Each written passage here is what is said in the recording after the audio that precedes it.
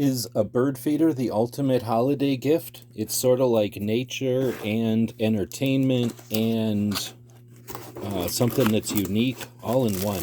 I think I'm here in Tucson, so we have a lot of hummingbirds. I really think a hummingbird feeder might be ideal if you have hummingbirds in the area.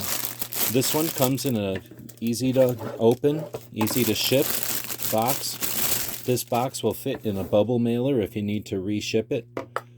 It's got a brass hook. You fill it with the nectar. It gives the hummingbirds multiple places to hang out and enjoy the nectar. You can open it up for cleaning with 4 snaps around the edges.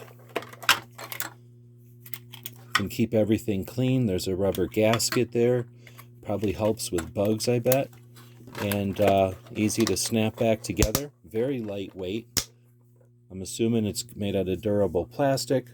We'll see. We'll have this up this next season.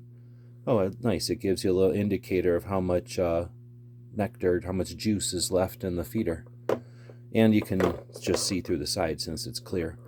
I thought this was neat, and I think it would make a great gift for the bird watcher, the nature lover, or just a Secret Santa type of thing. Hope this helps.